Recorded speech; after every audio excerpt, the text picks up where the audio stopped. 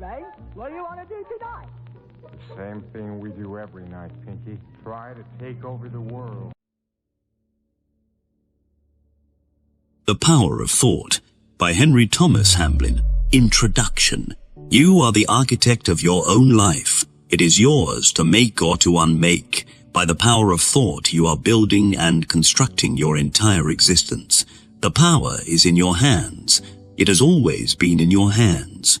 The power of thought, as Emerson says, is a spiritual power. It is the greatest power that man has at his disposal. The world today is in its present state simply as a result of mankind's collective thinking. Each nation is in its present state of either peace and prosperity, or poverty, murder, and anarchy, simply as a result of its thinking as a nation, and each individual is what he is simply as results of his thoughts. You tend to become what you think about. You always move in the direction of your most dominant thoughts. What a man thinks, he becomes. What a man thinks is the mainspring of all his actions. What a man thinks attracts to him his circumstances and environment. What a man thinks determines what type of friends and companions will gather around him.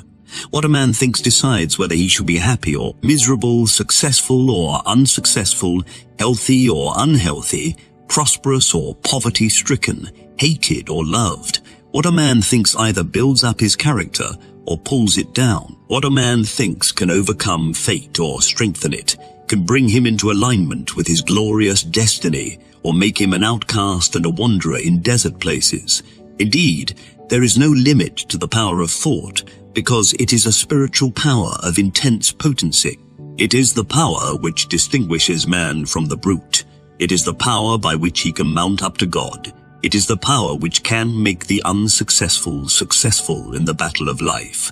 It is the power which can make the loftiest achievement possible. It is the power by which difficulties can be overcome, disadvantages of birth and parentage surmounted, and the life beautified and inspired and energized with God-given powers.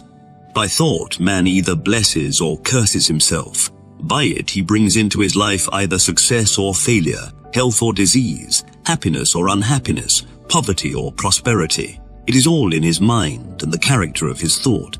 Whatever there is in your life or mine, of disharmony, lack, sickness, or unhappiness, is the result of our disharmonious thought.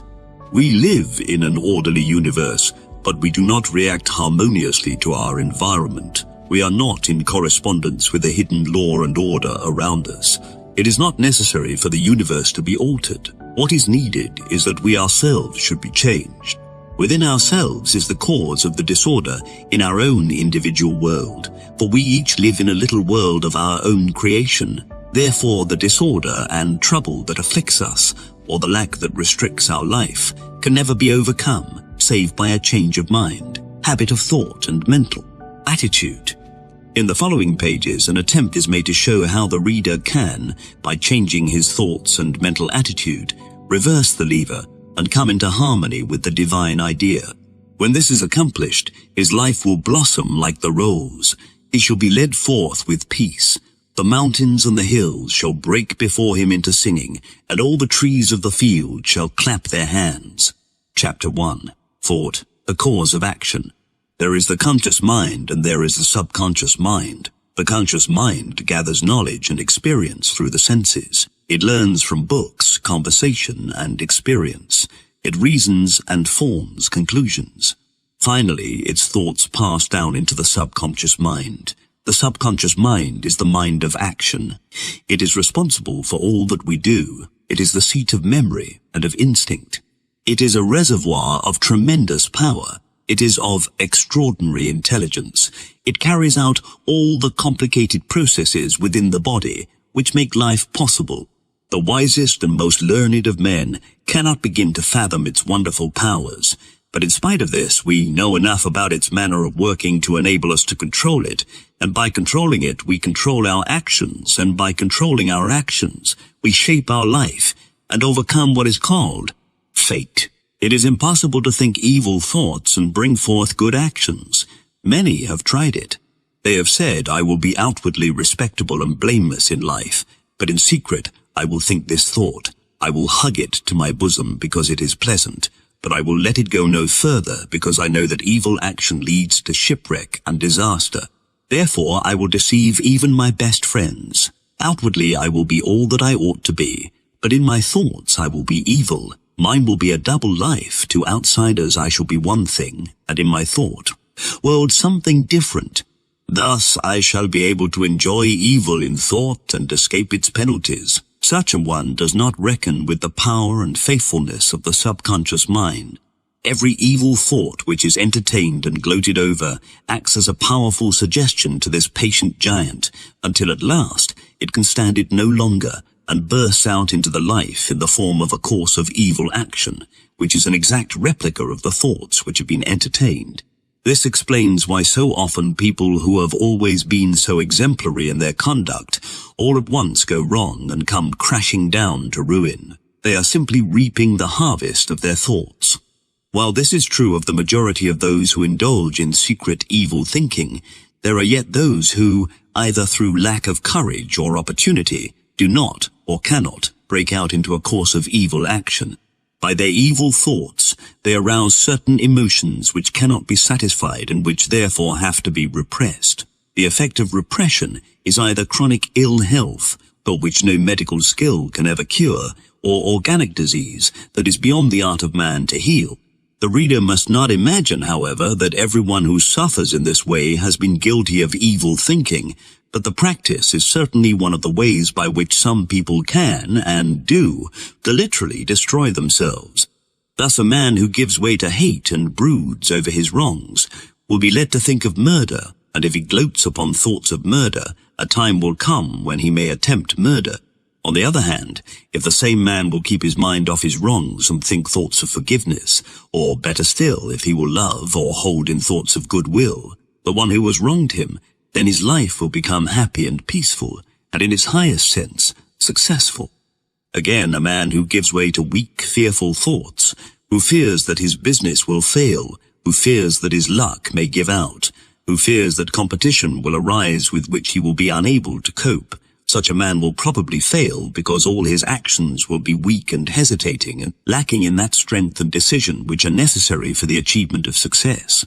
On the other hand, if he will banish every weak negative thought, every thought of possible failure, and constantly brace his mind by affirmations of success, in other words, send down strong suggestions of success to his subconscious mind, such a man will succeed in life because his actions will be strong and decisive. When faced by great difficulty, he will find that his subconscious mind will supply him with wonderful energy and staying power, great courage and determination, simply because it has been trained by right thinking to do so. It would be possible to fill a book with illustrations of the operation of this law, but in a little work of this kind, these two must suffice. These two must suffice. The law is immutable. It cannot be tricked or evaded. Whatever we think becomes sooner or later translated into action, and as upon our actions our life depends, it will be seen that it is possible by thought, control to govern our life. For by controlling our thoughts, we govern our actions. By governing our actions, we mold our life and circumstances, thus shaping our fate. Life is not a matter of chance or luck. It is not something out of our control. It is largely the result or effect of our thoughts. Therefore, by controlling our thoughts, and this, thank God, can be done, we can govern and direct our life to an almost unbelievable extent. As conscious thinking beings created, the Bible says, in God's likeness and image, or in other words, a microcosm of the macrocosm, we possess one of the greatest powers in the universe, and this power is thought. It depends upon how we use this wonderful power what our life shall be. The engine driver sends his engine either backward or forward, but it is the same power that is used in each case. In the same way, thinking man can either build up or destroy himself by the use or misuse of the potent power of thought. It depends upon how he uses this power, either for good or ill, as to whether his life shall be successful, healthy, happy, or harmonious, or lacking in definite achievement, true success and happiness. Whatsoever a man soweth, that shall he also reap. Chapter 2. Victims of Ignorance. We do not believe that there are many who deliberately think negative thoughts. Most people mean well and want to do good and be good. But nevertheless, most of us are wrong thinkers, more or less, and this is due, so we firmly believe, mainly to ignorance. Because it is not generally known that negative thoughts are highly destructive, we ignorantly indulge in them, thinking that they do no harm. Actually, thoughts of impurity, anger, revenge, hate, resentment, envy, brooding over wrongs, brooding over sorrows, losses and griefs, thoughts of fear, failure, weakness, penury, sickness, disease, decay, mortality and death are all highly destructive. They are destructive of health, of happiness, of circumstances, of life in all its departments. They break down the nervous system, they paralyze endeavor, they undermine the will, they make for wrong decisions. It will be admitted that this is a matter of prime importance, yet neither children nor the general public are instructed in these vital matters. Because of this almost universal ignorance, we most of us go on indulging in negative thinking, much to our detriment. How many of us, for instance, realize that it is thought that kills and not lack of food in most cases of death through alleged starvation? If a person cannot get food to eat, he dies in a very few days as a rule. Yet a person who fasts voluntarily in order to cure himself of some organic disease can do so, if the fast is wisely undertaken, for 40 or even more days, not only without injury, but with greatly beneficial results.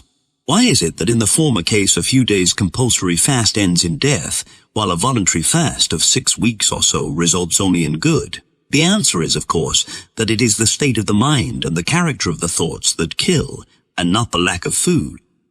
Again, after a few days' starvation, a person is generally in a state of great weakness and prostration. Yet one who submits himself to a voluntary fast generally continues his work, and it is only at the later stages that he works less hard than usual. A certain reverend gentleman who recently fasted for 40 or 50 days, particulars of which were given in our daily newspapers, not only carried on his usual duties, but in addition wrote a book on a subject requiring great concentration and mental effort. Contrast all this with the state of a starving man, who, after a few days, is reduced to a condition of collapse and exhaustion, quickly followed by death, and we see how great is the power of mind and thought. In the case of the starving man, he thinks that he is dying because he has no food and consequently very soon does die. The fasting man thinks that by fasting he is improving his health, and his health is improved in consequence, even to the overcoming of incurable, so-called organic disease. There have been reported in the papers lately many cases of important people undergoing voluntarily a long fast, and by so doing winning their way to health, but this is not new by any means. To my knowledge, this method of cure was quite well known in certain circles a quarter of a century or more ago, but its mental aspect does not seem to have been appreciated at its true value.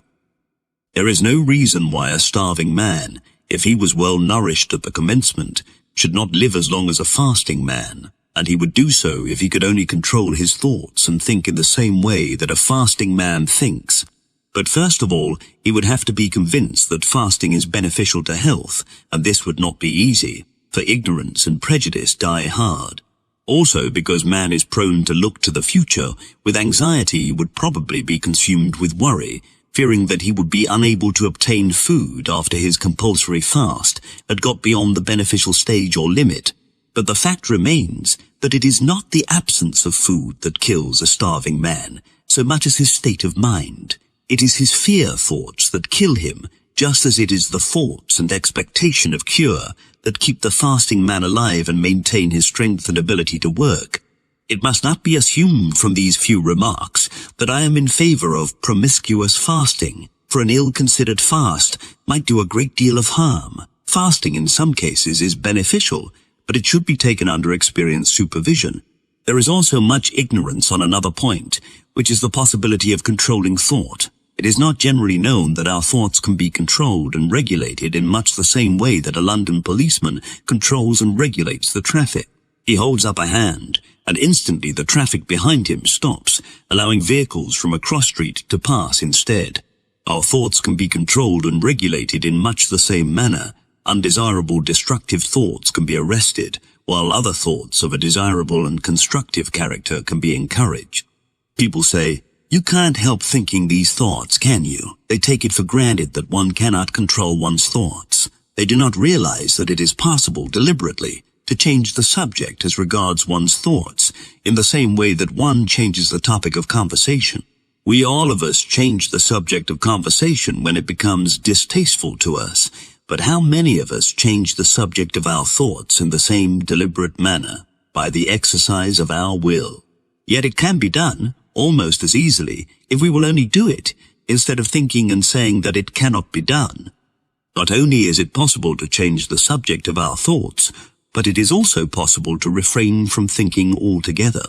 Both are accomplishments of the highest possible value, and they can be acquired only by practice and self-training. But even the weakest of us can acquire them if we are quietly persistent. We do not need to be clever, or greatly gifted, or out of the ordinary.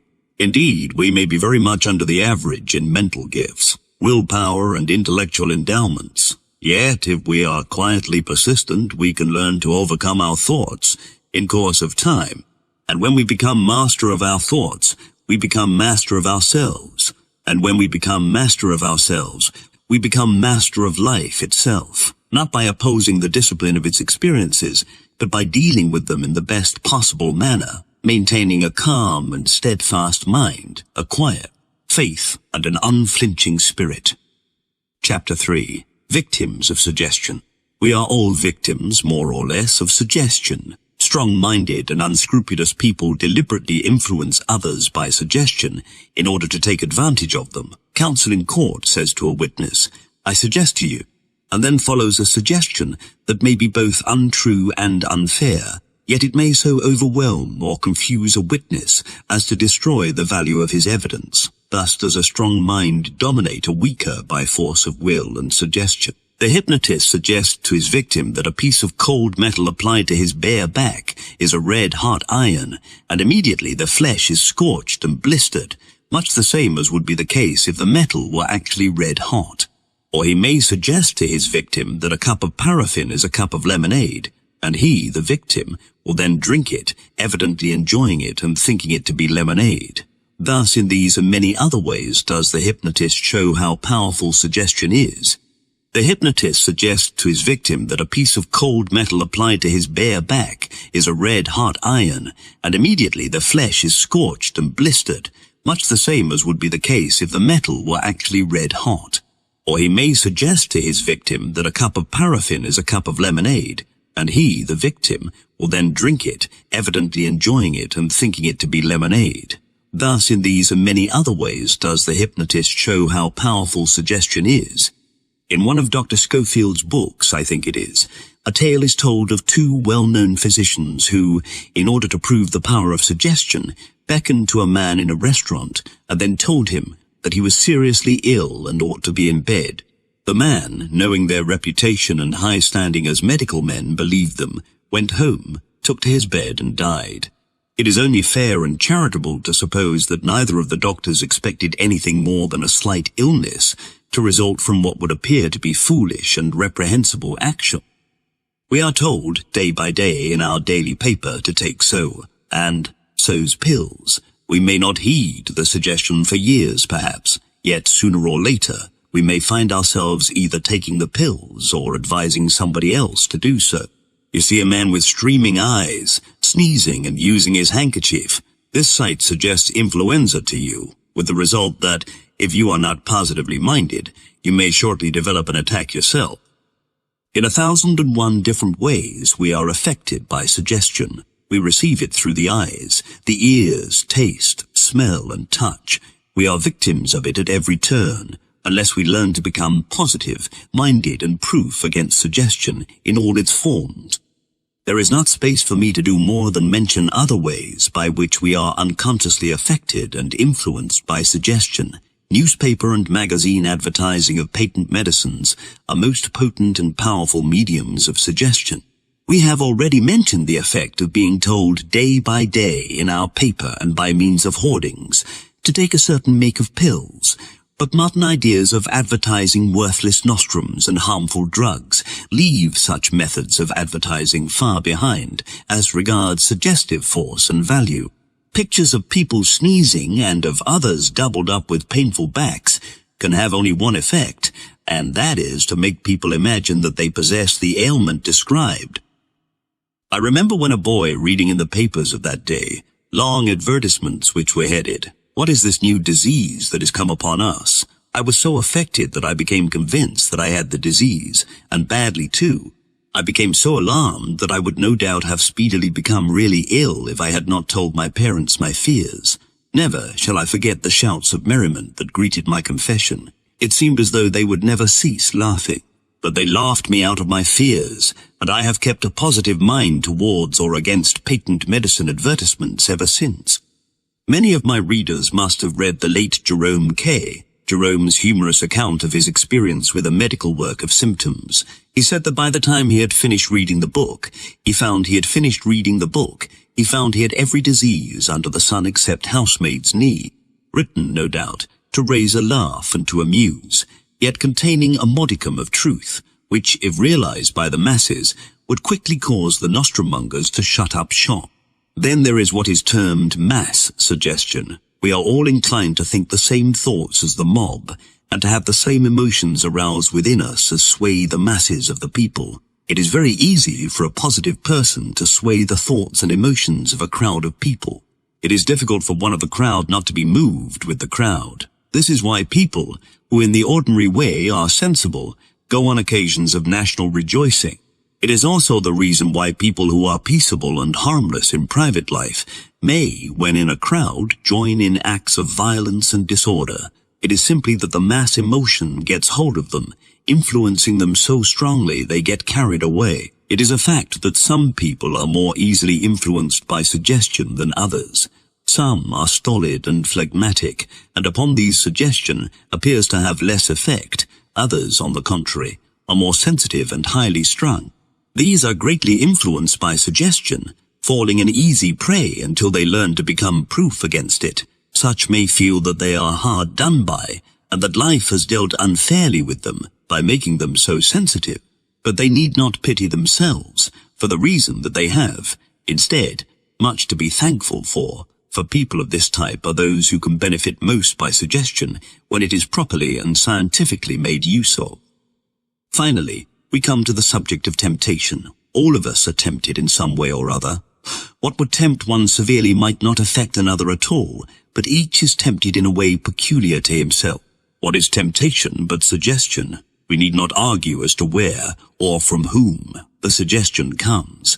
It is surely sufficient for us to know that we are victims of it until we learn how to resist it successfully. There is no more subtle suggestion than that of temptation. It is so clever it seems impossible to counter it in any way. Even at our best moments, when we would rise to noble deeds, base ideas and motives are suggested to us. If we are not to fall, we must exercise eternal vigilance. And it is because of this that we are told in the greatest of all books, by the greatest of all teachers, "Watch and pray lest ye enter into temptation." In concluding this chapter, let me touch lightly on the teaching of those who state that almost everything is suggestion. Their theory is that we possess only consciousness, and that all that forms our life is the result of suggestion. Thus, so they say, poverty is the result of acceptance of suggestions of poverty. Disease, the result of acceptance of suggestions of disease. Trouble, the result of acceptance of suggestions of trouble, and so on. To counteract these suggestions, autosuggestions of an opposite kind are recommended. The poverty-stricken person is advised to whisper to himself as he falls asleep suggestions of wealth, prosperity, and plenty.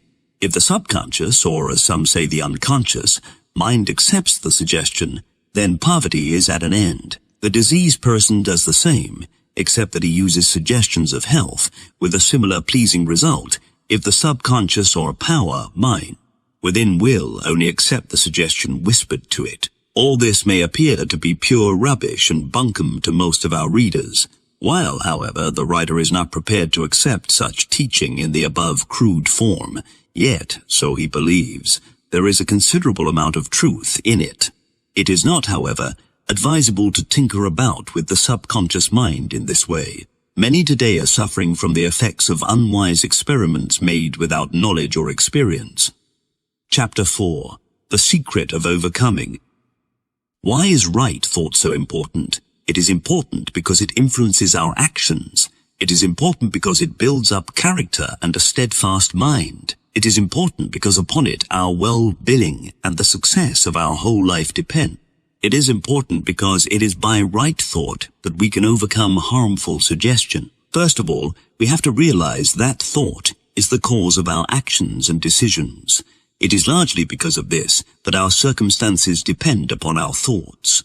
If, for instance, we do not overcome life's difficulties in our thoughts, then we can never overcome them in actual experience. By this I mean that our difficulties must be boldly met and conquered in thought, if ever we are to hope to overcome them actually. In a way, it is good advice to tell people not to dwell upon their woes, but to think of pleasant things instead. But it is liable to lead to a habit of thought almost as destructive as brooding over trouble. This negative application of what is meant to be good advice is responsible for the failure of those who say, "I have tried right thinking, but it makes no difference." The reason it makes no difference is that it is not right thinking at all, but actually a form of wrong thinking. Such people say, "I never indulge in wrong thoughts about my troubles. I refuse to think about them, just so, and it is here where the whole trouble lies." Instead of life's trouble being met boldly and conquered in thought, they are run away from. As soon as the mind comes up against an unpleasant thought of an irksome duty that must be done, or of a crisis that must be faced, or of a difficulty that has to be overcome, the mind dodges it and hits onto something more pleasant. The one who says, "I never think of my troubles," and who runs away from unpleasant thoughts of this kind finds that he can never overcome the actual difficulties when they arise. In fact, his so-called right thinking prevents him from making decisions and from dealing firmly and sensibly with his difficulties. We must first overcome in our thoughts, if ever we are to overcome in actual experience. The world may be divided into two classes of people. 1. Those who overcome life, and 2. Those who are overcome by life. Those who are overcome by life. Those who overcome life's difficulties are those who do so in thought. Those who are overcome by life's difficulties are those who do not overcome in thought. If the latter have not deliberately made a practice of dodging unpleasant thoughts in an unfortunate attempt to follow a form of wrong thinking, which they erroneously believe to be right, thinking they yet are passive. That is, they fail to overcome, in thought, the difficulty that must be overcome, sooner or later, in actual experience. The secret of overcoming is in thought victory. If we continually overcome in our thoughts, we develop a steadfast mind. Without a steadfast mind, it is impossible to be victorious in life's battle. On the other hand, there is no difficulty capable of human solution that cannot be overcome by a steadfast mind. Indeed, if a man's mind is steadfastly directed towards a certain object, not only will he be truly successful, but the most remarkable things may happen or be achieved beyond anything that might be hoped for or expected. The mind becomes powerful, growing in strength continually through meeting a difficulty in thought, moving forward towards the difficulty in thought, and then putting the weight of the mind and will behind it. Then the whole man moves forward, going right through the difficulty to the other side victoriously. This generates inward power that is cumulative, which when we come to our difficulty in actual experience helps us through it successfully. Now this is quite different from worrying over things. Worry is a destroyer. By worrying over our troubles, we not only stimulate fear, one of the most destructive of the emotions, but we also wear grooves in the brain, round which our thoughts revolve in endless repetition. The brain becomes so constructed or arranged through the practice of worrying that worry becomes a habit. That is to say, as soon as a thought of some impending trouble comes to us, or something goes wrong in our life or work, or we think that something has gone wrong or will go wrong, or we fear that it may go wrong, or we fear that it may go wrong, then immediately the cells used by worry are stimulated into action, being already fully charged with nervous energy, waiting to explode, and round and round and round the thoughts go, along the groove prepared for them. then good, bye to our peace of mind, good, bye to sleep, and, in time, good, bye to health. Some people are of a worrying nature. They inherit it from their parents. The writer is one of them. Some people, on the contrary, never worry about anything. If they were sentenced to death, they would probably sit down and read a book. If the executioner stood beside them, they would probably say, "Please wait a minute or two until I have finished this chapter." A certain man of my acquaintance had once to be told that he was suffering from a disease that would rob him of one of his senses. Now, he was told, he must try not to worry about it. He laughed a quiet, untroubled laugh and then said, "I shall not worry. We are not a worrying family. We are not a worrying family. We take things as they come, and we find they are not so very dreadful after all. There are always compensations." This shows the amazing difference there is in people's nature and temperament. We think, however, that the proportion of people who worry is much larger than that of those who do not. As the subject of worry is such an important one, a separate chapter must be devoted to it. But while we must not worry about our troubles or imaginary fears, yet we must meet them boldly in thought and will. On no account must we run away from them, for there probably is nothing more negative and destructive than this. Those who refuse to face their difficulties and who keep on dodging the issue are, generally speaking, the greatest of warriors. Avoiding the issue in thought increases the trouble. Therefore, there is really more about which to worry. At the risk of repeating myself, I must again point out this most vital and important truth that we must overcome in thought.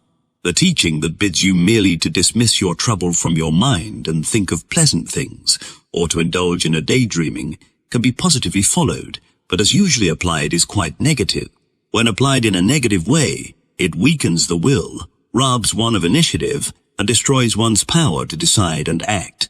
Instead of avoiding the issue whenever the thought of the impending trouble or difficulty rises into consciousness, we should meet it boldly, affirming our ability to overcome it and be victorious.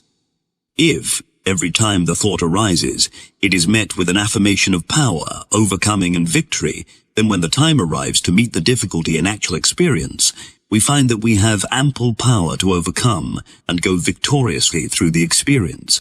We find ourselves steadfast in mind and possessed of a reserve of power that surprises us. Meeting thoughts of failure, difficulty, or fear in this way has an effect upon the subconscious mind. It receives a definite lead and realizes what is expected of it. Being a faithful servant, it does not faithful servant, it does not fail us. These affirmations may be of various kinds and must of necessity vary according to the type of person using them. To one, no affirmation that is not scriptural and devotional in character can be of any assistance. To another, a religious type of affirmation would not be helpful, but a more psychological form might be satisfactory. Each must choose that form that appeals to him. One who starts with a psychological form of affirmation may finally adopt a religious or devotional one. The form that appeals to one at the present time is the right one at the present time. When, therefore, the religiously minded person encounters a thought of difficulty, trial, or fear, he can meet it boldly with the counter-thought or affirmation. I can do all things through Christ, who strengthened me. Therefore, I will go right through this trouble in the power of Christ, which is mine to use now and always. At the same time, he can picture himself going through his difficulty with a push, being carried along by invisible powers. In course of time, a mental habit is formed of meeting all difficulties and fears, mentally with a victorious push. Instead of running away from them in thought, they are met naturally and habitually by a feeling of victorious push. One who does this becomes very strong, steadfast, persevering, persistent, and big in character. Another type may not be able to use the religious form of affirmation, but he may use something similar but in a different form. He may meet the thought of trouble or fear by merely repeating the words success, victory, overcoming, at the same time picturing himself going through his trouble or difficulty triumphantly, sustained and strengthened by powers he does not understand, but which well up within him. Through cultivating this habit of mind, the life becomes greatly changed, simply because the character is improved out of all knowledge. Instead of life's difficulties overwhelming him, the student overcomes them. When he has achieved this victory, he finds fresh fields to conquer, new and beautiful vistas opening before him. He finds that he can mold and shape his character, and by this means, mold and shape his character, and by this means, mold and shape his life. Some people think in the form of mental pictures. The nature of their life and the character of their circumstances depend upon the character of their mental pictures. Therefore, if they are those of trouble, failure, etc., they should be reversed into their positive opposite. Some people are naturally given to negative mental picturing. When they think of quarter day, they picture themselves as unable to pay their rent and the awful consequences, such as forced sale, eviction, and so on. When they think of business, if a proprietor, they see a picture of bankruptcy and of themselves in the court, being cross-examined by the official receiver. If they belong to the employed classes, they picture themselves as out of work, homeless, one of the thousands vainly seeking employment and suffering all the ills and discomforts that such a position entails. If they see an accident, they picture themselves as a victim, all mangled by the roadside. If they see or read of a hospital, they mentally see themselves as an inmate, undergoing a fearful operation or saying goodbye to their weeping relatives as they pass on to a less terrible world. Unfortunately, allowing such mental pictures to occupy the mind is liable to attract to them the very conditions that they fear and visualize. Therefore, it is of the utmost importance that all such negative mental pictures should be reversed into their positive opposites. By this means, not only are the evil effects of such harmful picturings avoided, but the very opposite states are made possible in one's experience. If instead these mental pictures of failure, poverty, disaster, accident, disease, and death are transmuted into pictures of success, prosperity, health, protection from danger, and a happy old age, then these desirable states tend to manifest in the life, in place of the undesirable ones which might have appeared otherwise. For instance, if instead of seeing a mental picture of eviction or of being sold up, as a result of not being able to pay the rent, a mental picture is persisted in of rent paid, a comfortable home, with no care, then this happy state of affairs is likely to manifest, much more so than would otherwise be the case. As mental picturing is probably the most powerful form of thinking, too much importance can hardly be paid to its right cultivation. The effect of such cultivation is to bring about a state of positive mindedness, a most desirable condition.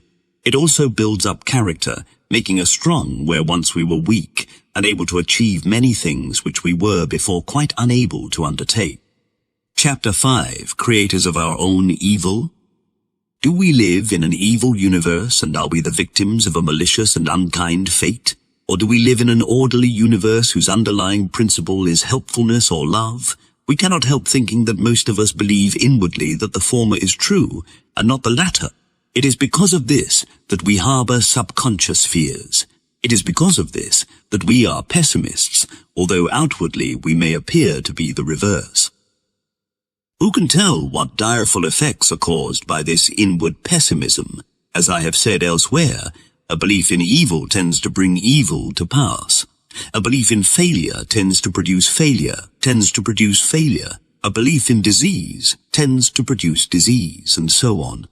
What is needed is a change of belief, after which a change of thought follows almost automatically.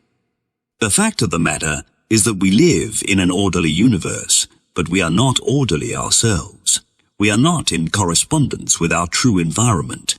Our true environment is an orderly and perfect universe. The hidden law of life is love or cooperation. Reinheimer, the biologist, teaches that all through nature, in both plant and animal, health and progress follow when this law of cooperation is obeyed, and that disease and disorder follow its violation. That is, when predatory or parasitic practices are followed, instead of those of service and cooperation. We have first to believe that we live in an orderly universe, and that life is based on love. We have also to believe and acknowledge that the cause of our own evil, or the disorder in our life, is to be found in ourself. The truth of the whole matter is that we are not in harmony with life, and we are not living in obedience to its fundamental law. Harmony, peace, true success, and a carefree life are possible only to the extent that we come into correspondence with life, with the orderly universe in which we live, and work in conformity with the law of life and the universe, which is love, or cooperative helpfulness. There will come a time, so Isaiah the prophet tells us, when this law will be universally observed, when the lion shall eat the same food as the ox, and when they shall not hurt nor destroy in all my holy mountain. For the earth shall be full of the knowledge of the Lord, even as the waters cover the sea. This ideal state may be a long way ahead, but we who know the truth can put it into practice here and now. By so doing, we cannot fail to bring harmony and peace into our life, such as cannot be described. We can thank heaven every day that we live in an orderly universe. We can pray every day that we may be brought into correspondence with it. We can think and act every day according to its underlying principle or law of cooperation and helpful service. Our first thought in every circumstance of life will be not what can I get out of it, but how much can I help. This, of course, is foolishness according to worldly standards, but it is really the highest wisdom, and it leads to the attainment of a life of true harmony, satisfaction, and peace. There was once a wise man who lived in a certain small town, and to whom many came for advice and information. One day a newcomer to the town went to the wise man and said, "What sort of people are they who live here?" The wise man replied by asking, "What sort of people were they in the town you come from?" The newcomer replied, "Oh, they were a miserable lot, unfriendly, mean, unneighborly, and most difficult to live with." "Well," said the wise man, "you will find them just the same here." Presently, another newcomer came to the wise man, asking the same question. "What sort of people are they who live here?" The old man again replied by asking, "What were the people like in the town you come from?" "Oh," the second newcomer replied, "they were a splendid people, kind, friendly, and full of goodness. I was sorry to leave them." "Then," said the wise man, "you will find them just the same here." Rather an exaggeration, you may think, but it contains a great truth. Our individual world, for we each live in a little world of our own, is a reflection of our thought life. We people it with hate and discord, or love and harmony, according to our thoughts. Our life is filled with evil to the extent that we fail to harmonize with the divine order, which is the only reality.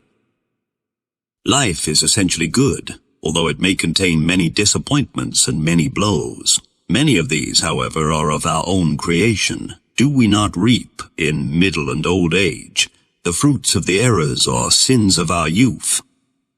Life is good, although a molder of character. If we harmonize with it, bearing willingly its disciplines, we avoid much misery and trouble. In other words, we cease creating our own evil. Chapter 6. Right Thought and a Right Attitude, the basis of success and prosperity. Those who succeed possess a certain type of mind. It is true that they have ambition, vision, and driving power, capacity for work, and a strong will. Also, they never spare themselves, and, in addition, they seize each opportunity when it comes. But their principal cause of success is their type of thinking. They think in terms of success and achievement, abundance and prosperity. The life tends, in course of time, to express the type of thought habitually dwelt upon. If we think consistently in terms of success and prosperity, then sooner or later we express these things to a greater or lesser degree in our life. That is to say, according to our ability, we achieve the greatest success possible in our case. We cannot all be at the top of the tree, but we can each rise to the best position for which our particular genius fits us. Except in the case of those peculiar people who think they can do anything and everything, whereas they can do nothing properly, we can all accomplish much more than we could ever believe possible. There are abilities hidden within us that are undreamed of. Our capabilities seem to increase as our responsibilities grow greater. Life calls on us for higher achievement, and lo, the power and ability are forthcoming in a way that is surprising to ourselves and probably still more so to our friends. I have purposely conversed with a great number of unsuccessful people. By unsuccessful people, I mean those who, though sober and hard-working, and who want to get on, always sink to the bottom no matter how much one may help them, and in spite of splendid opportunities put in their way. In all of them, I have found the same type of thought, habit. They think in terms of penury and failure. Because of this, all their actions and decisions, unknown to themselves, are of such a kind as to bring about penurious conditions and failure. Men of equal abilities are not equally successful. One may appear to be lucky, while the other may appear to be most unlucky. But I am convinced that the cause of the difference is to be found in the mind. The one has a fixed idea of success and achievement, which acts as a center around which his thoughts, both conscious and subconscious, revolve, while the other has a fixed idea or fear of failure, around which his thoughts continually turn. The one is energized and inspired to successful achievement, while the other's efforts are undermined and his energies sapped by a hidden idea or fear of failure and ruin. Now, while it is true that one may be born with a successful type of mind, while another may inherit a failure type, yet it does not necessarily follow that the latter must always remain a failure. His type of mind can be changed. In order that this may be accomplished, he does not have to enlist the services of an expensive mental specialist or practitioner. He does it himself, by a change of thought. By changing his thought, he gradually transforms the fixed idea of failure into one of success. The attitude of the mind is changed, and the thoughts are trained to flow in a new direction. This, in time, changes the whole man, so that he rises like a cork in water, instead of sinking like a stone. He comes to what to him is the top of his profession, or calling, instead of gravitating to the bottom. He finds that there is plenty of room at the top, simply because so few ever use their mind in a constructive way. He becomes one of the favored few, simply because he uses his mind as a creative instrument, and not merely for the purpose of doing routine work. It must not be forgotten that true success is based on service. It is only by our cooperative help of the world that we can ever find happiness, and this is in itself true success. Money and fame are useless if they fail to bring happiness and satisfaction. Service and cooperative helpfulness bring the truest and most lasting success. Combined with efficiency, they make us indispensable in our particular branch or calling. Sooner or later, quality of character tells its own story. Those who rise rapidly, laughing at such things as service, integrity, etc., generally go down later in ruin and dishonor. Therefore, our thoughts should be not merely of success and achievement, but of service and helpfulness. We should not think so much of what shall I get out of it, as how helpful can I be, for all solid success is based upon the extent of our helpfulness to the community. The more helpful we are, the more indispensable we become. Therefore, the greater the reward, as a rule. Apart from all this, the fact remains that thinking in terms of success and achievement, at the same time maintaining a consciousness of abundance and prosperity, tends to attract these things to us. The mind is creative to a degree undreamed of by most people, and our thoughts attract things to us after their kind, opportunities for achievement and more abundant circumstances on the one hand, or failure and lack on the other.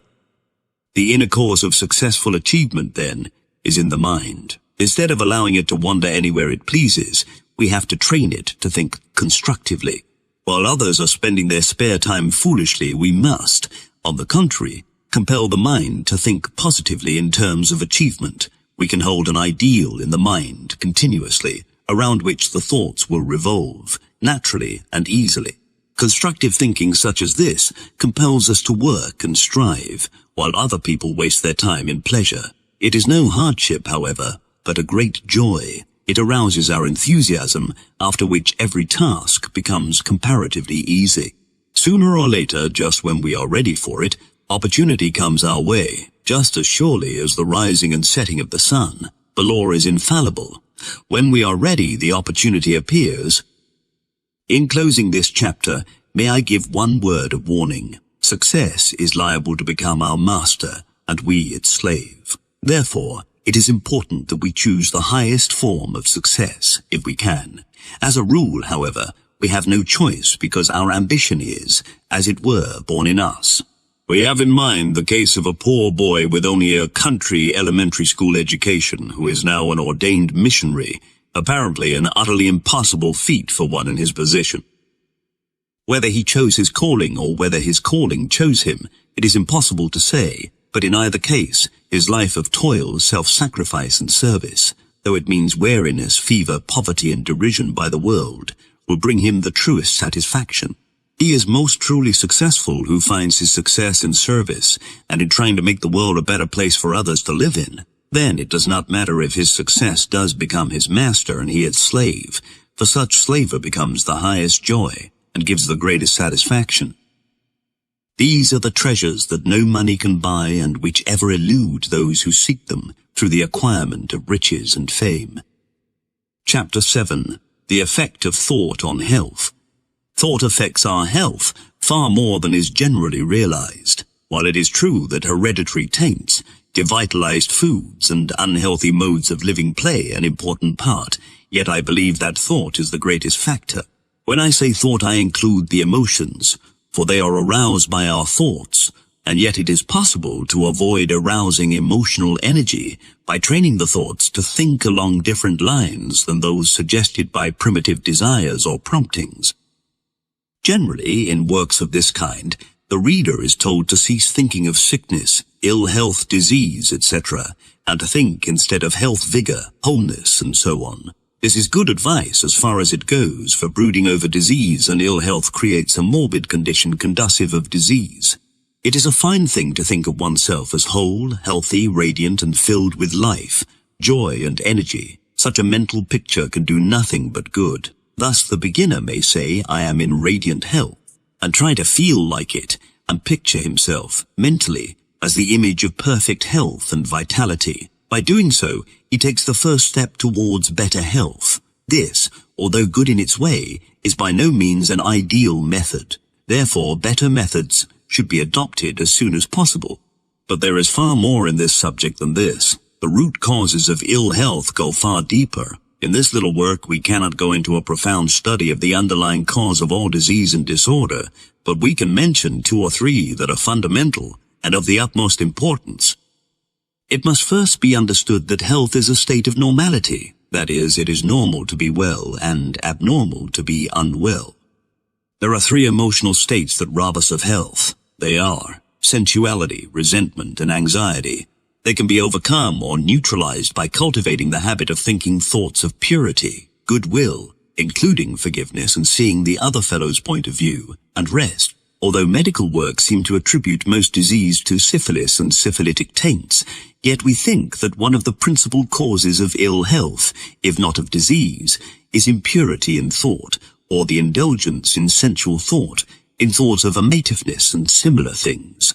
The evils of sensual conduct are bad enough, but we believe that the evil effects of indulging in sensual or amative thoughts are equally grave and far-reaching.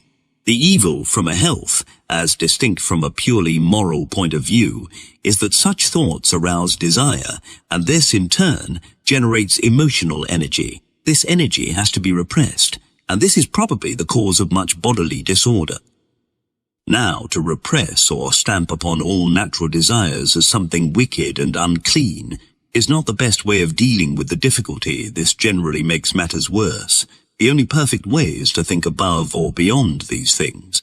We must reason with ourselves, pointing out that there is really nothing in sensuality, that it is the biggest fraud possible, and that as far as the higher love of the sexes is concerned, if this cannot be ours, then beyond it all are things more important. Every young man knows that it is far better to rise early, either to do some work or to go for a bathe, than to lie in bed thinking sensual thoughts. Must it not be better also for a spinster to rise early and do some gardening or engage in whatever hobby in which she may be interested, than to lie in bed thinking of the pure love that can never be hers? It is the same with the thoughts. The boundaries of our mind must be extended. We must think above and beyond the things of sense and emotion, no matter how good in their highest form they may be, to the greater and more spacious things that are possible. Surely it is better to think of snow-capped mountains, of deeds of heroism, of lives of self-sacrifice, of the great universe, of the eternal verities of God's great plan for man, of our voyage of discovery through time and space than the things which arouse sexual emotion, mere amative, feelings or hopeless longing? Yes, 1,000 times, not only from a moral, intellectual and spiritual point of view, but from the standpoint of health. Instead of repressing thoughts of a sex origin, we must think above them and beyond them. By so doing, we transmute the life forces into higher intellectual and spiritual powers. Instead of repressing or wasting the force of life and our emotional nervous energy, we use it in higher service. Thus we become not only healthier and stronger, but nobler and greater, both in mind and character. We also become capable of greater endurance and far higher achievement.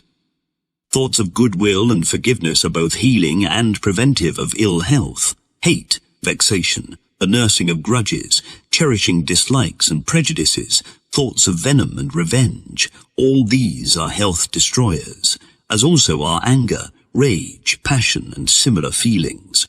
In place of these, it is possible to cultivate thoughts of goodwill, forgiveness, mercy, resistance to evil done to us. All these generate health currents. They also help to keep away disease and ill health, simply because they bring us into harmony with the underlying motif of life. Of us have doubtless got a long way past the hating stage. We may, it is true, have no desire either to hate or to injure anyone, but have we given up all our little grudges and resentments? Probably not. We may have forgotten them, but they still lie buried, smouldering away in the caverns of the mind, causing disharmony, which is translated into outward sickness or disorder. We do not think that any medical man will disagree with us when we state that care, strain, worry, grief, anxiety, and similar states of mind are the underlying, or at least the contributory cause of many grave diseases. Many serious ailments appear after a period of strain, anxiety, and suspense. Even diseases due primarily to alcoholic and other excesses are precipitated by mental worry or shock. In spite of the patient's excesses, no disease may attack them until they meet with loss, disappointment, or some anxiety or worry. Then down they go at once. But those who commit no excesses become afflicted also, in spite of their sobriety and restraint. The worry and grief, suspense and anxiety caused by an erring son, the grief and emotional upset experienced by a betrayed and deserted wife, or the long-continued financial worries of a businessman in difficulties, all these wear down the nervous system, deplete the forces, and lay the system open to disease. It is not claimed that what we call science of thought or right thinking can enable us to avoid all the troubles of life, although many of them are self-created, and in any case, there is still the fruit of past wrong showing to reap, to a certain extent, but it does enable us to meet them in such a way as to prevent them from injuring us, and this is a very great gain. Two people may meet the same kind and amount of trouble. One takes it badly and becomes very ill in consequence, as well as unhappy, soured, and crabbed, while the other comes through the trouble not only unharmed, but actually sweetened and refined in character. The teaching of people how to meet life so as to come triumphantly through all its experiences is the most important part of our work. There are very few doctors who do appreciate this part of our work, for they know that if a patient can rest, relax, let go and be peaceful in time of trouble, at the same time hopeful and positive in mind, and thought that such will recover quickly and be none the worse for the experience, thus be saved from being attacked by any of the many diseases that man is liable to when his powers of resistance from any cause have become lowered. Right thought, then, is a preventive of disease in many ways, as well as a healer in that it brings our minds into a state of rest and peace. Fundamentally, the cause of all disorder is separateness from the divine order. If we could all become perfect and in complete alignment with the divine, then we could meet with no suffering or trouble at all. The cause of our suffering is that we are not in harmony or correspondence with the internal perfect divine order. God does not punish us. We punish ourselves, or rather, our evil punishes us. Evil is its own punishment. Being separate from the divine order accounts for it all. The prodigal son was not punished by his father. He punished himself by separating himself from his father's house and wandering in a far country. When he returned, he was forgiven, and all was harmony and joy. Put into modern language, we have to return from our life of separateness in thought, desire, emotions, and the affections, to the center of all life, order and harmony, and become it. This means that, first, we must possess the desire to do so, and secondly, that we must bring all our thoughts into line with the divine innermost. Such a thing would, of course, be impossible if it were not for the fact that one who aspires receives help from heaven itself. All the powers of darkness rise up to prevent us if they can, but there is one who has been along this path before us, who was tempted in the same way, yet who won a great victory. Not I, but Christ, said Satan. Paul, and this is the secret of successful thought control. Chapter 8. The Attractive Power of Thought. There are two old proverbs which are well known and often quoted, but whose profound psychological importance is not perhaps fully appreciated. They are these: birds of a feather flock together, and you can tell a man's character by the company he keeps. The source of this attraction is largely in a man's thought. If we think thoughts of a certain type, then we attract to ourselves people of a similar type of thought. We are drawn together by the invisible forces of attraction. It is true that the character of our thoughts becomes, in course of time, written on our face, so that all the world can see if we are pure or filthy, strong or weak, loving or hard, noble or base, but it is largely the attractive power of thought that draws people to us. Our thoughts not only attract people to us after their kind, but they also attract other thoughts after their kind, and also opportunities and circumstances. The human mind, although in one sense it can be called creative, is more of a receptacle of thought than a generator of the same. We have, as it were, two doors to our mind, one opening to a stream of heavenly, good, beautiful, ennobling, healthful, and wholesome thoughts, the other opening to a stream of undesirable, weakening, destructive thoughts. It is impossible to have both of these doors open at the same time. When we think thoughts of purity, wholeness, charity, etc., in other words, thoughts of a heavenly character, then the door to heaven and all that is beautiful is opened, allowing a flood of similar thoughts to enter. This is why prayer is so valuable. Prayer is the raising of the thought and attention, also the heart and affections, to heaven. In response, there is a return flow or influx of divine life, thought and ideas. One who perseveres in this practice becomes, in course of time, so changed by this divine influx as to be heavenly minded. Then the other door leading to all that is undesirable remains shut always. During the transition stage, the door leading to evil thoughts may be burst partly open, leading to what we know as temptations. If we try to shut the door and fight the attacking forces or thoughts or suggestions of evil, we find that it opens even wider. The only way of dealing with the situation effectively is to raise the thoughts, attention, mind, and heart to the good and heavenly reality. When our attention is fixed in this way upon reality or heaven, God or Christ, then the other door becomes shut again. The only reason for it being burst open is that our attention on the good and pure becomes weakened at times. The influx from the divine, however, continually strengthens and changes us, so that it becomes increasingly possible to keep our thoughts on a heavenly plane, and this, in turn, keeps the other door more effectively shut. The negative aspect of all this is that if we allow the door of weak or evil thought to open, the door of divine good becomes closed. Heaven, in spite of all its good intentions and desires, cannot help us if we allow our thoughts and attention to be engaged by lower things. Thus we see here the value of faith. If we raise our heart and thought above our troubles, then we open the door heavenwards, so that an influx of new life, power, and good flow into us, enabling us to overcome. Directly, however, that we look down to brood over our troubles, the door towards heaven becomes shut, while the other door is opened, thus allowing a stream of weakening, destructive thoughts to enter. Thus, by refusing to brood over our troubles and difficulties, and by looking in faith to heaven, and by thinking of the divine perfection or reality, we are delivered in a double way. First, the spiritual source of trouble is shut off, and second, we become open to receive a constant stream of heavenly influences. Not only do we attract to ourselves one of the two streams of thought and influence just described, but we also create for ourselves an atmosphere, either attractive or repellent. This atmosphere or repellent, this atmosphere, aura, or personal magnetism either attracts people and opportunities or drives them away.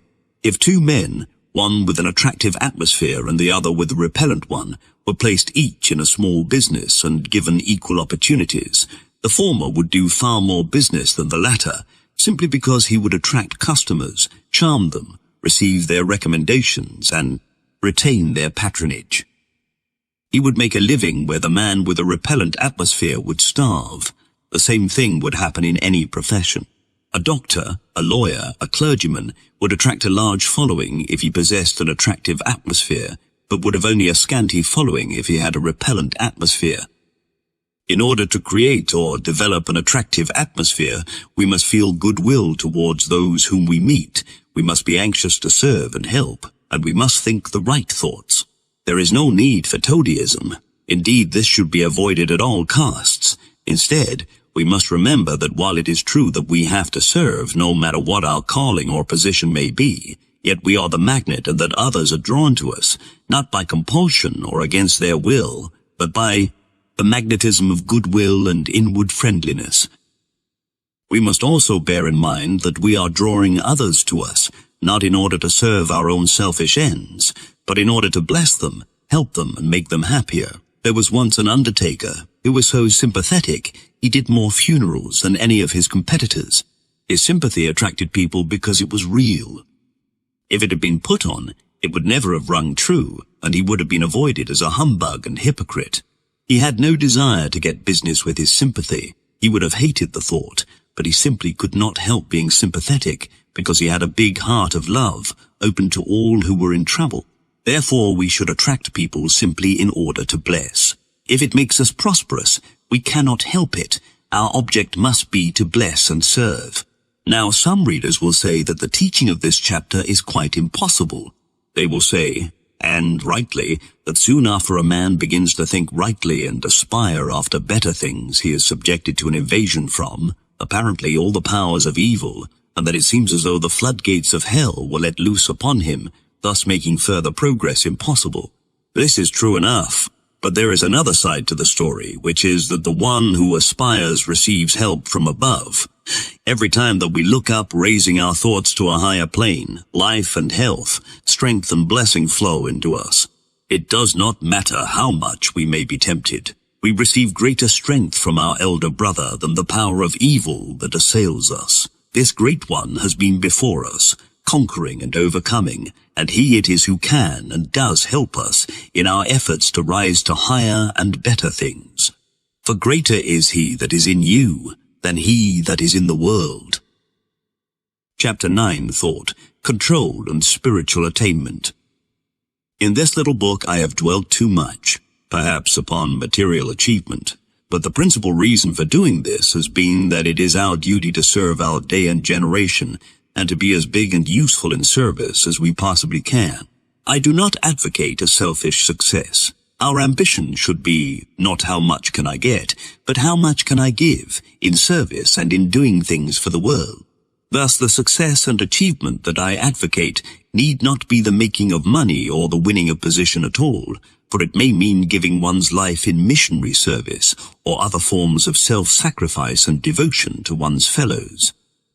But no matter what our calling in life may be, the power of thought and the control of thought are of great importance. A young man may become a missionary in spite of opposition and discouragement, simply because his mind is steadfast and his thoughts directed towards the goal of his ambition. Apparently, insuperable difficulties are overcome simply through the thoughts being directed and focused upon one given object. If his mind were allowed to wobble and his thoughts to wander, he would never achieve his ambition. It must be pointed out that if we pursue success wholeheartedly, it becomes in time our master. At first, we find success to be a very shy bird indeed and difficult to catch. It leads us on and on, demanding ever self-sacrifice, and yet more sacrifice. until at last we find ourselves committed to a life full of responsibility and of comparative importance from which we cannot turn back or desert with decency. Then we find that success, instead of being our servant, has become our master while we have become its slave. It is of importance then that we limit our material ambitions. There is no reason, however, why we should limit our spiritual ambitions. For if we are successful in our quest of God, there is only joy awaiting us when we find that success has become our master and we its slave. It is not generally acknowledged that no great degree of spiritual attainment is possible without thought, control, the result of thought training. Brother Lawrence is an outstanding example of this. He is the great exponent of the practice of the presence of God. This humble servant of God, working daily amongst his pots and pans in the kitchen and scullery of a monastery, found that by training his thoughts always to flow towards his Lord, he became conscious of his presence always. So clear was this realization that Brother Lawrence found that he was far more conscious of the divine presence while he was at work scouring greasy pots and pans than when in his cell for the express purpose of engaging in devotional exercises.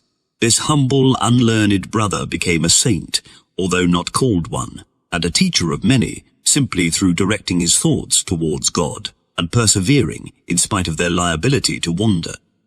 It is possible for us really to pray if we possess a measure of thought, control. We direct our attention to God, and this forms a ladder by which our thoughts and affection ascend up to God. Thought, control, is really a fixation of the attention upon a given object and keeping it there. So long as our attention is fixed on God, just so long will our thoughts travel up the ladder thus set up. Those whose powers of attention and thought control are so weak as to be almost entirely lacking should repeat prayers. This is not as good as praying oneself, but it is a beginning and a step in the right direction. One who says or repeats his prayers, night and morning, possesses a connecting link between himself and heaven that others who never make any such attempt lack. But really, to pray by directing the attention and thoughts toward God is a very different thing. It is a much greater thing. It is a spiritual exercise of the highest order. It is not an easy thing to do, however, for until our thoughts have become disciplined, they wander away. The cares of life, or its ambitions, lure our thoughts away so that we soon find ourselves thinking of things material instead of things spiritual. Our thoughts must, of course, be brought back again and again until a habit is set up, which then makes real prayer possible. There are many grades of real prayer. There is supplicatory prayer. There is the prayer of praise and thanksgiving. There is the prayer of meditation. There is contemplation. The last two are very advanced. They become possible only when an almost perfect degree of thought control has been developed. It is not only during times of prayer, however, that thought control is needed in the pursuit and development of spiritual faculties and powers. We need it just as much during the day when engaged in the mud and scum of things. We too can share the experience of Brother Lawrence, who found that his work, which he disliked in the ordinary way, became enjoyable because of the divine presence. Tasks, also, which before were difficult and beyond his powers, became possible of accomplishment when once he had learned to let the Lord help him with his presence. By frequently turning our thoughts and aspirations to the divine innermost, we become greatly helped and strengthened. Also, in course of time, our work, which we may dislike in itself, becomes transformed and made enjoyable through a realization of the fact that it is a service of love to our fellows. We become conscious of a new fellowship and companionship. We are not alone, for there is one with us helping to make life a nobler thing, to become more faithful workers and servers, to do things from a higher motive. The result of all this is that a new and finer character is built up, and this is eternal, for character can never die, and, in addition, we become entirely new creatures. We may not be religious as generally understood or sanctimonious, but we can become nobler, truer, finer types of men and women, for whom the world will have cause to be thankful. The inner or spiritual life is a very real thing. Two people may become spiritually awakened, and through it may desire to live a nobler and higher life. One may be successful, while the other may, after a hard fight, go back to his old life. The reason is that the former keeps alive the flame of his inner life, while the latter allows it to go out. The former perseveres with real prayer and directing his thoughts to God, raising them continually to higher and better things, while the latter neglects his praying, does not persevere in the control of his thoughts, so that his spiritual life withers away and becomes dead through lack of nourishment. Then temptation comes in like a flood, and the battle is too much for one who is not fortified by prayer. He gives in and goes back again to the same old hopeless life, simply because it does not seem possible to do anything else. The fault is not that temptation is too strong, but that he cuts himself off from the one source of infinite power through his neglect of prayer and his lack of perseverance in thought, control, the importance of training the thoughts to turn away from unworthy things to the things that are noble, true, beautiful, and really worthwhile is so great. Is it any wonder that I write books and publish a magazine on the subject? Chapter 10. The Overcoming of Fear. Fear is probably the cause of more of the mishaps of life than we imagine. A special protection seems to shield those who are absolutely without fear. It is a well-known fact that a dog will not attack one who is completely unafraid of him. My own limited experience of sports is that if one is entirely without fear, then the more reckless one may be, the more likely is it that one comes off without even a scratch. It is my belief that the lions in the den into which Daniel was cast were unable to hurt him simply because he was without fear. It was only necessary for the Lord to take away entirely his fear in order to make Daniel perfectly safe. Proof of this is to be found in the experience of missionaries. When they have faced mobs of armed cannibals thirsting for their blood, fear has been taken away from them so utterly and completely that to advance unarmed towards what seemed certain death was just as easy as meeting a flock of lambs or attending a prayer meeting. In no such case was the missionary harmed. But an entire absence of fear is not only a protection from mishaps in dangerous sports, from fierce animals and murderous men, it is also a protection from infection and contagion. Napoleon visited those sick of the plague in order to show others that the disease could not affect one who feared it not. I once knew a man who used to visit smallpox and plague hospitals, but who never contracted either disease, although he used to kneel down and pray by the patients' bedsides, inhaling microbes by the million. His only safeguard was his thought. He refused to admit that the microbes could harm him. In other words, he trusted in God, and so was entirely without fear. He demonstrated the absolute truth of the 91st Psalm. Thus we see that in one sense, it is not microbes that cause us to fall a prey to epidemic diseases, but that a thought of fear is the deciding factor. Two people are exposed to the same infection. One contracts the complaint, the other is unaffected. Why? You may say that the one who escapes is more robust and hardy, but this is not always so, for frequently the strong are taken and the weak are left. You may say further that the one who escapes possesses greater powers of resistance. Just so, but is not this largely due to the mind? It is the one who is most positively minded who is immune. Granted then the necessity for and desirability of an absence of fear, how are we to overcome our hereditary failing? Most of us harbor fear of some kind, for although fearless in some things, we may yet have other fears lurking in the hidden caverns of our mind. We may be physically brave and yet have fears for our business, our profession, or our employment. The gaunt spectre of unemployment, of bankruptcy, of failure to make good, may haunt us night and day. On the other hand, we may be unafraid of these things, yet fear disease, infection, contagion, drafts, etc., so that every fresh epidemic fills us with apprehension and dread. How then are these fears to be overcome? In exactly the same way as you would calm the fears of your little child who might awaken during the night and be afraid of the dark. You would first say, there is nothing to be afraid of. You might then reason with them, showing him that the room is just the same when it is dark as when it is illuminated, and that the things he fears are merely in his own mind. Then if this is not sufficient, you say, I will stay with you and will hold your hand so that you will know that everything is all right and that there is nothing to fear. Feeling your presence with him and being quite certain of your power and willingness to protect him, he soon falls quietly to sleep. Now we have to treat ourselves in exactly the same way. We are very complex creatures and can actually speak, argue, and reason with our own selves. We proceed in exactly the same way as we did with our little child. First of all, we say to ourselves, "There is nothing in all the universe that can make me afraid." This is not a mere empty boast, it is a statement of truth. We do not mean by this that we, ourselves, are so strong that we can meet and overcome all the powers of evil.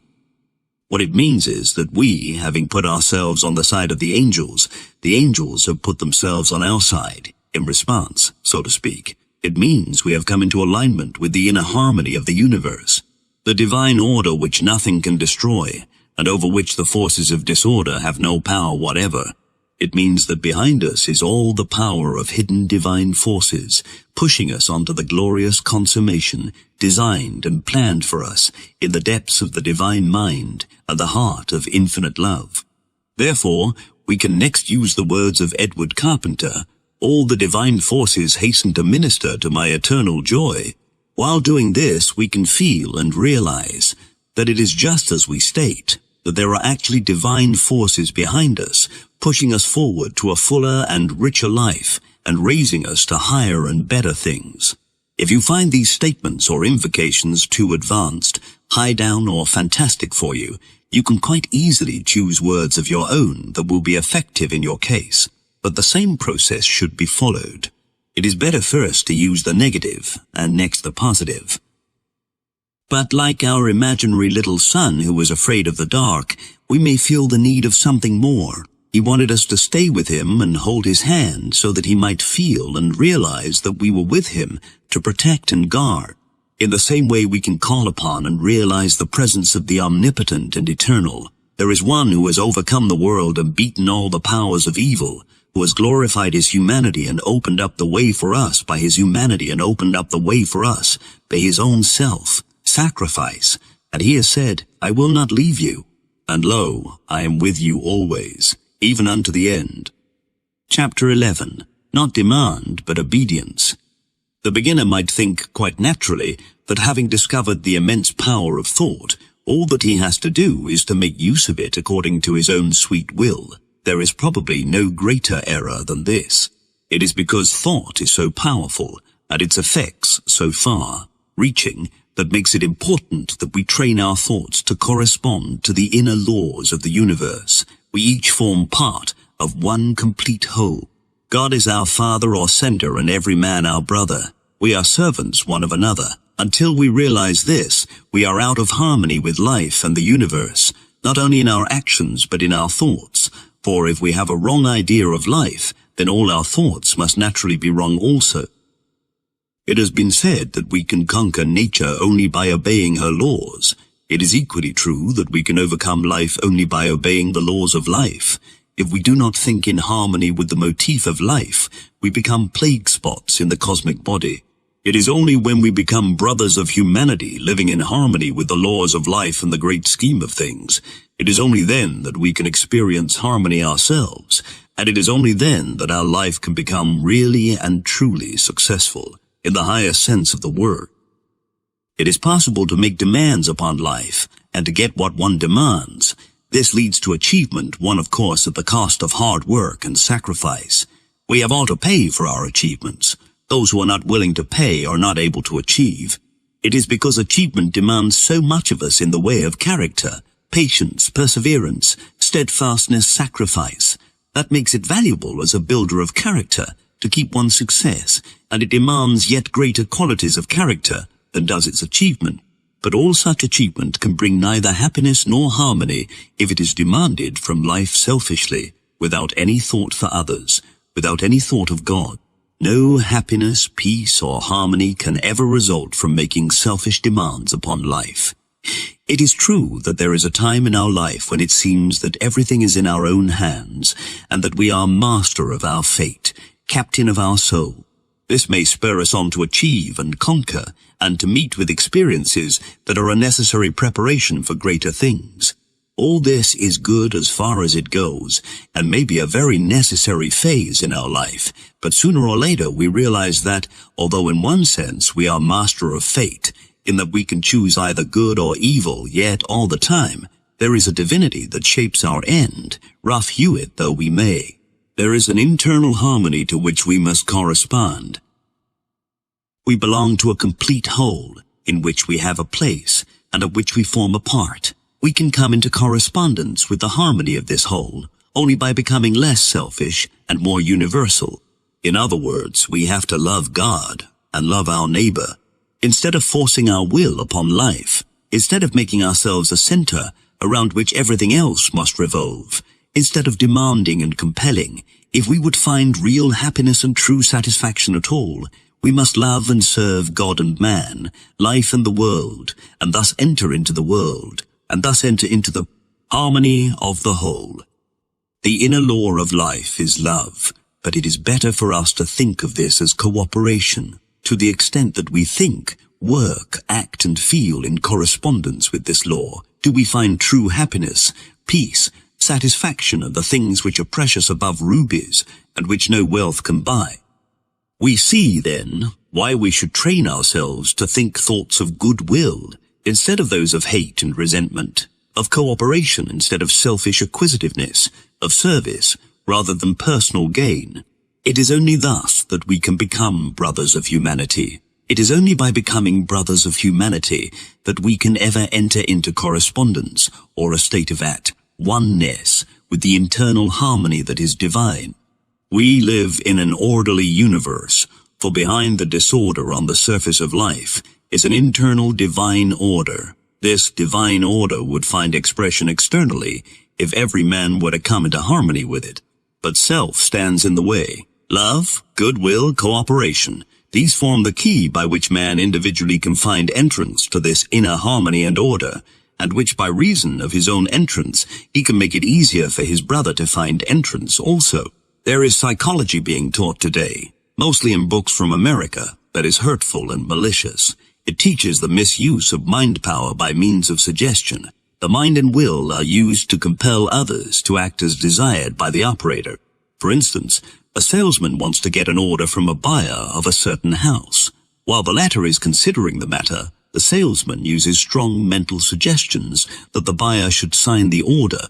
Unless the buyer is acquainted with this sort of thing, he may be compelled to act against his better judgment.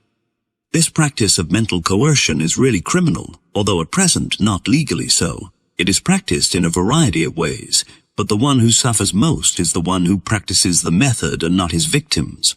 Nemesis awaits all who misuse their mind powers in this way. We can never work against the laws of life without suffering for it very severely.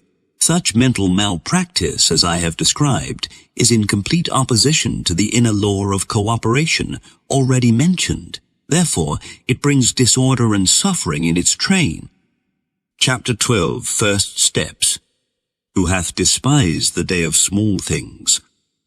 We cannot become adepts in right thinking and thought, control all at once. We all have to grow from small beginnings, gradually increasing in strength and stature. In other words, we all have to make a start in an apparently small and humble way. I say apparently advisedly, for although it may seem to be a small thing deliberately, to think thoughts opposite in character to those which our feelings and natural or lower nature prompt us to think, yet it is really a big undertaking and, if we are successful, a high achievement. It may seem to be a small thing deliberately to think thoughts of goodwill about one who has wronged us or upset us, but it is really a tremendous thing of eternal importance. If we merely give way to the promptings of our earth nature, we remain on par with the beasts, allying ourselves with mortality, death, and decay. But if we deliberately think thoughts of goodwill, we step out in the path of liberation and freedom, which has no end, reaching up to the stars. It may appear to be a small thing to think deliberately thoughts of things pure and noble in place of thoughts of sensuality. Yet in reality, it is a great achievement, for thoughts of the latter kind form the very taproot of man's unhappiness, weakness, and woe. It may appear to be but a small thing to think thoughts of steadfastness and overcoming in the face of apparent defeat and failure, Yet it is not such a small thing after all, for upon it the success of our life largely depends. It may seem to be a small thing to think deliberately of God and things eternal in place of thoughts of mortality and things temporal, yet to do so is of importance, for it is only thus that we can enter into eternal life, through becoming at one with that which knows no decay. It may seem to be a small thing to think deliberately of one's unity and oneness with the source of all light and life instead of as separate and alone, but this also is a matter of importance, for through this we enter into a realization of the truth. It may seem to be a small thing to think deliberately of health, wholeness, and the joy of living, instead of brooding over disease, sickness, and death, but the results of such thinking are far-reaching, for upon it our health largely depends, and without health it is very little we can accomplish. But while it is true that we are engaged in a great adventure, yet we have to commence in a small way, being satisfied at first with small achievements, that is to say, satisfied in one sense, but not in another. We have to be satisfied if we can at first win seemingly small victories, simply because it is impossible to win greater ones. But in our heart we yearn for greater things, and mean to achieve them when we are strong enough.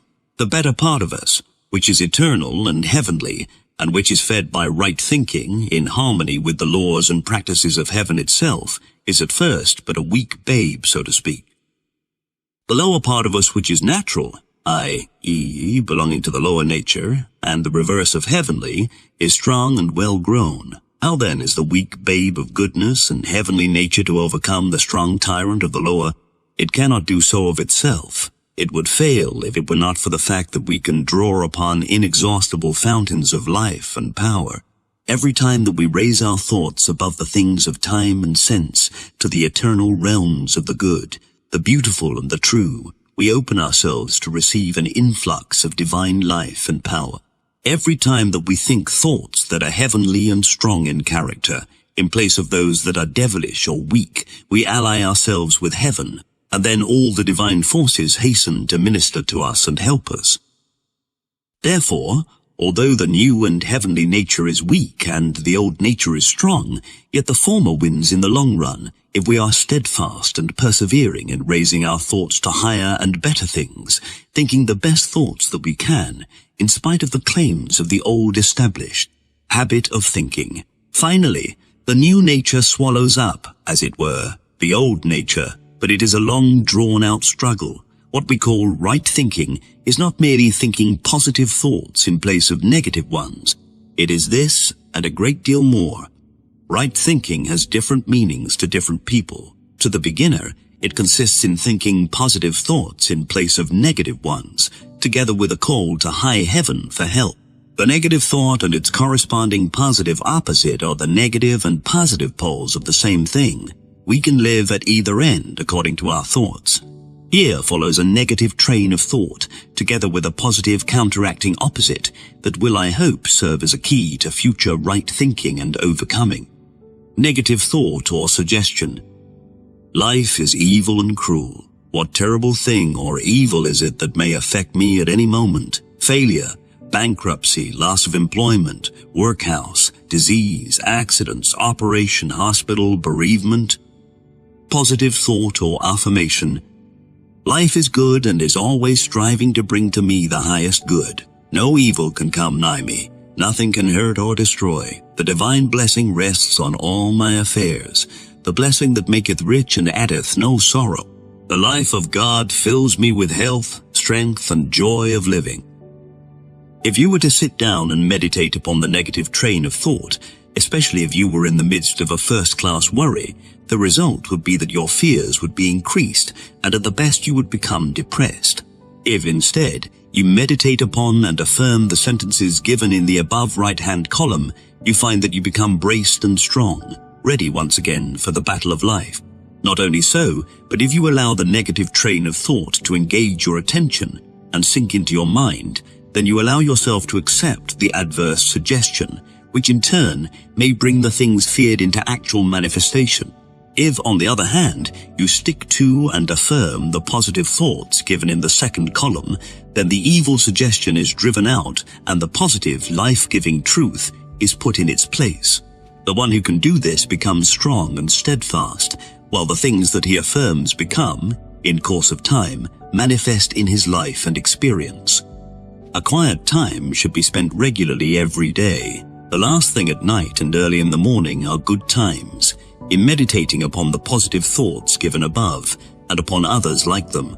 But during the day, it is equally necessary to chase away the adverse suggestion, and in this case, it must be done quickly. The meditation would be far too long to be made use of in the midst of the rush and tear of everyday life.